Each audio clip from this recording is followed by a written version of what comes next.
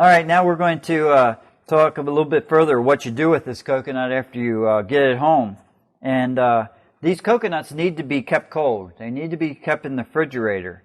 And again, if you get these coconuts and they're already wrapped with some plastic wrap all around them, but sometimes they have some mold growing on them.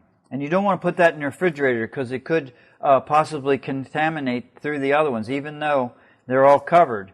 So what you would want to do is unwrap this and cut that part off. And this coconut started out as had a big green shell around it. And then when they harvested it, they took their machetes and they cut it down off the green, and they ended up with this nice white looking, what we call a coconut. And that's what we want to eat. We want to eat the young coconuts where the water that's inside and the fruit inside is all young.